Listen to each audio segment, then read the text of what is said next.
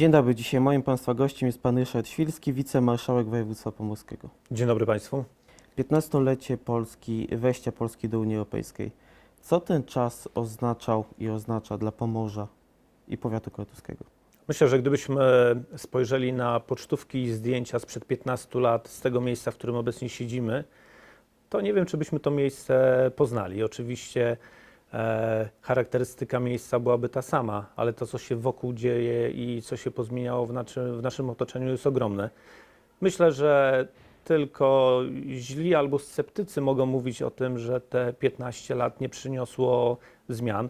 Zmian, których naprawdę oczekiwaliśmy, zmian, które wydaje się w pejzażu i w otoczeniu gospodarczym, ekonomicznym, ale też kulturowym, społecznym przyniosło ogromne, dobre zmiany i to trzeba jasno i wyraźnie podkreślić.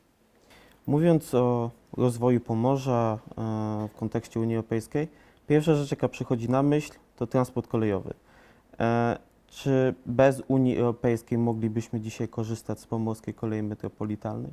Odpowiedź brzmi nie. Najprościej mówiąc, rzeczywiście, gdyby nie wsparcie funduszy europejskich, gdybyśmy nie wykorzystali tych funduszy, a zrobiliśmy to bardzo dobrze i podkreślam, robimy nadal bardzo dobrze, Pomorska Kolej Metropolitalna nie powstałaby. Tego projektu by na pewno nie było, tak samo jak innych projektów transportowych, kolejowych, które na Pomorzu rozwijamy, bo przecież tylko przypomnę rewitalizację linii kolejowej kościerskiej, linii kolejowej helskiej. Budowa, tak jak Pan wspomniał, od samego początku Pomorskiej Kolei Metropolitalnej, czyli takiego produktu, którego na rynku krajowym kolejowym nie ma. Jako samorząd regionalny stworzyliśmy coś, czego w kraju nikt wcześniej przed nami nie zrobił przez ostatnie nawet nie 15 lat, tylko 40 lat. Znaczy impuls chociażby tego, że odbyły się, i warto o tym wspomnieć, przecież Mistrzostwa Europy w piłce nożnej, tutaj również na Pomorzu w Gdańsku, spowodował, że wykorzystaliśmy tę szansę, nie boję się słowa, szansę cywilizacyjną dla rozwoju tego typu projektów. Nie powiedzieliśmy ostatniego słowa, bo przecież nadal te projekty rozwijamy, budujemy nowe, bo takie też jest oczekiwanie mieszkańców naszego województwa. Mówiąc o kolei, na pewno trzeba powiedzieć o tym, co przed nami, a w powiecie kartuskim najgłośniej to się mówi zawsze o Sierakowicach w tym kontekście. No, Sierakowice rzeczywiście są takim sercem bijącym z różnych powodów, ale Sierakowice, nie można zapomnieć o Kartuzach, nie można zapomnieć o Żukowie, a też mówimy chociażby o tym, że obecnie planowany jest i taki projekt jest przygotowywany, projekt kolejowy połączenia Kartuz z Sierakowicami, czyli linia kolejowa, stara linia kolejowa 229, włączenie Sierakowic do tego, można powiedzieć, krwobiegu Pomorskiej Kolei Metropolitalnej, to z jednej strony, ale z drugiej strony kolej sama w sobie by nie istniała, gdyby nie chociażby kwestie i możliwości przesiadkowe do kolei i korzystania z układu całego kolejowego, chociażby poprzez budowę różnego rodzaju węzłów przesiadkowych, komunikacyjnych, które w ostatnim czasie stworzyliśmy, bo przecież jak spojrzymy na otoczenie dworca w Kartuzach, jak spojrzymy na to, co się wydarzyło w Żukowie, budowa węzła integracyjnego, chociażby w Sierakowicach, to wszystko ma spowodować to, że mieszkańcy chociażby powiatu kartuskiego przesiądą się z samochodów, wsiądą do pociągu i pojadą chociażby do pracy do Trójmiasta, ale to też działa w drugą stronę, żeby była też między nami tutaj jasność, bo wiele osób znalazło swoje nowe życie i rozwiązanie, chociażby jeżdżąc do pracy do powiatu kartuskiego, bo przecież kiedy spojrzymy na te zmiany, które nastąpiły w powiecie kartuskim i w Sopocie, mamy najniższe bezrobocie. Można powiedzieć, że tego bezrobocia tak naprawdę nie ma. Wszyscy, którzy by chcieli pracować, pracują. Oczywiście można dywagować, czy to jest dobra praca, czy zła praca, czy można lepszą pracę, lepiej płatną mieć, ale myślę, że tutaj to są już też dylematy ważne, ale nie te najważniejsze, o których dzisiaj rozmawiamy. Zmieniło się też wiele w zakresie osób, które nie mają dostępu do kolei, jest trochę dalej.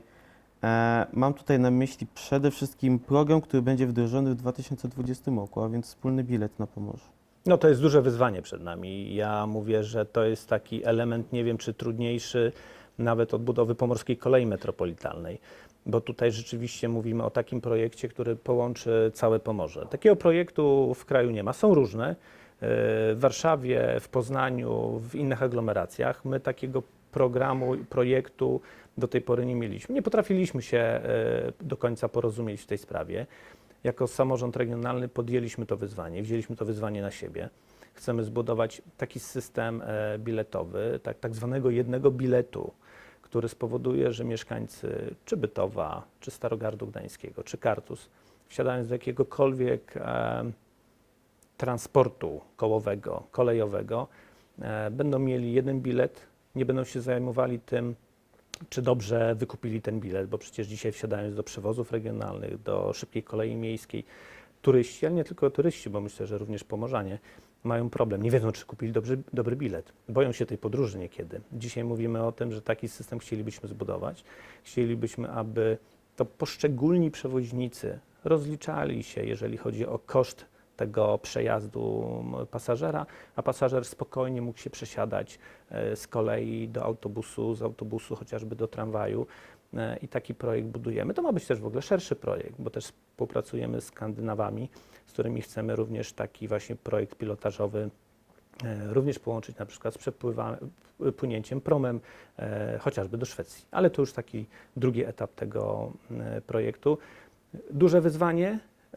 Musimy się w tej sprawie porozumieć. Jeżeli nie wiadomo, o co chodzi, to zawsze chodzi o pieniądze, bo każdy musi albo do tego projektu dołożyć, bo to jest kosztowny projekt, albo też troszeczkę ze swojego budżetu uczknąć tych dochodów, które z tytułu tego biletu wpływają do kas poszczególnych emitentów biletów poszczególnych miast.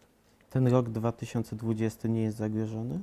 Jeżeli chodzi o stworzenie tego typu biletu, to na pewno to nie będzie rok 2020, bo nigdy o tym nie mówiliśmy. Mówimy o tym, że do tego czasu powinniśmy zbudować taką platformę wspólnego rozliczenia. Jesteśmy dzisiaj w momencie szczególnym, ponieważ ten projekt aplikujemy z tym projektem do programów europejskich, do programu, który mam nadzieję który dobrze oceni ten projekt, jeżeli chodzi o nas. Czekamy na rozstrzygnięcie. Mam nadzieję, że do końca czerwca to rozstrzygnięcie będzie, czyli dofinansowanie dla tego projektu, po to, żeby zbudować wspólną płaszczyznę rozliczeń, a potem zrobić ten drugi krok, o którym Pan powiedział, budowę jednego biletu dla wszystkich przewoźników w naszym województwie. Ale to nie będzie 2020. Myślę, że ten efekt finalny poznamy w 2022-2023 roku. Ale to tak naprawdę już za chwilę. Mówimy o dużych ułatwieniach transportowych, ale nie możemy też zapominać o tych zdrowym, aktywnym, o dwóch kółkach, a więc o rowerze Mevo, który już jest dostępny u nas. Korzysta Pan? Z Mevo korzystam, mam aplikację. Były pewnego rodzaju perturbacje i są perturbacje, jak na początku każdego dużego projektu i to musimy sobie uświadomić, ale myślę, że to jest absolutnie projekt rozwojowy. Dobrze by było, chociaż patrząc na to, jaki jest popyt na rower Mevo, aby jeszcze więcej gmin chciało wejść do całego systemu. Pamiętam rozmowy na temat tego, jaki to ma być rower, czy to ma być rower klasyczny, czy elektryczny. Dzisiaj widać, że rzeczywiście chęć korzystania z tego środka komunikacji, bo proszę potraktować to nie tylko jako przyjemność, jako relaks, ale to jest dla wielu osób środek transportu publicznego, bo przecież w systemie transportu publicznego rower jest również postrzegany jako element dojazdowy, chociażby do pracy, do szkoły. Widzimy pod zakładami pracy, pod biurowcami, ile rowerów Mevo stoi, ile osób z tego korzysta. Przesiada się z pociągu, korzysta ze stacji bazowej, jedzie do miejsca swojej pracy. Jest walka o, tak można powiedzieć, trochę o to, żeby ten rower zamówić i sobie go zabezpieczyć na przyszłość.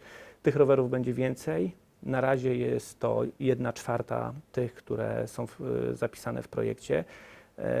Są pewnego rodzaju problemy, ale mówię, zawsze na początku dużego projektu są problemy potem, żeby później te problemy znikały. Ale kiedy Pan powiedział o rowerze, pomyślałem sobie, że Mevo jest systemem, który już funkcjonuje, ale też patrząc na miejsce, w którym jesteśmy, gdzie jesteśmy w Kartuzach, w powiecie kartuskim, trzeba też pamiętać o takim projekcie, który prowadzimy jako samorząd regionalny, czyli cały system ścieżek pieszo-rowerowych, które są budowane, są oznakowane, Myślę, że na Pomorzu, patrząc na możliwości jeżdżenia rowerem, to jest absolutnie taka nasza perełka na zewnątrz przed turystami, którzy tu przyjeżdżają. Jak dołożymy do tego jeszcze szlaki kajakowe i projekty, które realizujemy, jak dołożymy do tego jeszcze pętlę żuławską, kolejny etap, to widzimy, że ten taki produkt sportowy, rekreacyjny, wypoczynkowy, a przecież niedługo lato, to będzie też taka wizytówka naszego województwa. A kiedy mówimy o wizytówce województwa, to pamiętajmy, że rekreacja, turystyka jest też branżą, jest gospodarką i to też napędza dobry klimat gospodarczy w naszym województwie. No właśnie, wymieniliśmy dzisiaj bardzo dużo inwestycji, bardzo dużo rzeczy, które wpłynęły na rozwój Pomorza, a wpłynęły dzięki Unii Europejskiej. Czy optymistycznie Pan patrzy na przyszłość, jeśli chodzi o dofinansowanie, o środki z Unii Europejskiej, o dalszy rozwój Pomorza? Oczywiście, że to będzie trochę też inny czas. Była koncentracja na tak zwanych takich twardych projektach, tak jak powiedzieliśmy, transportowych, komunikacyjnych, naukowych, szkolnych, ale dzisiaj też pamiętajmy o tym, że fundusze europejskie to też wsparcie społeczne. To edukacja, to częściowo też kultura, to też elementy związane z takim przystosowaniem ludzi starszych do aktywności. To też proszę pamiętać o tym, co się dzieje w całej takiej sferze wczesnoedukacyjnej. Żłobki, przedszkola, ten element również też pieniądze unijne wspierają i przecież my na Pomorzu wydajemy je w sposób absolutny. Mamy zakontraktowane ponad 87% wszystkich przyznanych województwu pomorskiemu środków europejskich. Jesteśmy tym województwem, który przoduje w całej tej takiej statystyce, jeśli można powiedzieć. Dzisiaj rozpoczęliśmy tak naprawdę, bo jesteśmy w tym czasie, pracę nad nową strategią województwa pomorskiego. Nowa strategia, czyli też nowe myślenie pod chociażby kątem pieniędzy unijnych, dobrego ich wydatkowania, racjonalnego ich wydatkowania, potem, żeby jak spotkamy się za 15 lat tutaj w tym miejscu, to kiedy Pan powie, czy nastąpiły zmiany, spojrzymy przez okno, ja powiem, wtedy następowały zmiany, potem je ugruntowaliśmy i rzeczywiście ten obraz naszego województwa jest jeszcze lepszy. A nie ma pewnego rodzaju obawy, że to, że będzie trudniej, też trochę zahamuje ten rozwój? No nie ukrywajmy, Pomorze się rozwija w bardzo szybkim, dynamicznym tempie w ostatnim czasie. Tak, to jest prawda. Dynamika wzrostu jest jesteśmy jednym z 5 najszybciej rozwijających się województw, nie tylko w kraju, ale też jesteśmy w statystykach europejskich, światowych, tym regionem, który zrobił najdłuższy skok, jeśli tak można powiedzieć, terminologią sportową.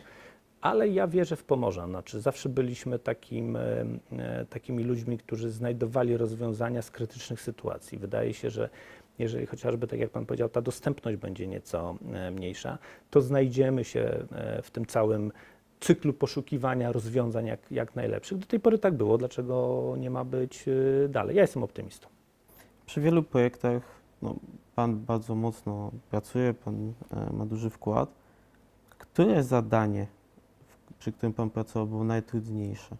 Wymagało najwięcej pracy i wysiłku? Wie Pan, pomyślałem sobie, wrócę chyba do tej pomorskiej kolei metropolitalnej. Tak myślę. Dlaczego? Dlatego, że podjęliśmy wówczas ogromne ryzyko pewnej też nieświadomości.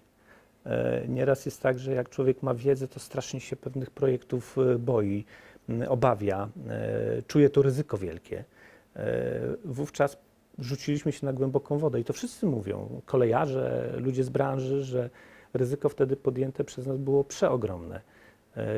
Pięknym elementem jest to, co się dzieje dzisiaj, czyli ryzyko się opłaciło. To takie ryzyko publiczne, że wzięliśmy za to odpowiedzialność i to, myślę, jest taki moment najważniejszy i też dający ogromną satysfakcję, pozwalający podejmować kolejne trudne wyzwania. Chociażby, tak jak Pan powiedział, bilet jeden wspólny dla całego województwa, który jest ogromnym wyzwaniem. Ale to tak naprawdę, kiedy zarządza się pieniądzem publicznym, to ryzyko i ta odpowiedzialność jest, myślę, tak sama, jak ma się swój własny, prywatny pieniądz, bo ludzie patrzą, ludzie rozliczają i to myślę, że to też stymuluje do dobrego działania. Dziękuję najmocniej za rozmowę. Moim Państwa gościem był Pan Ryszard Świrski, wicemarszałek województwa pomorskiego. Dziękuję serdecznie.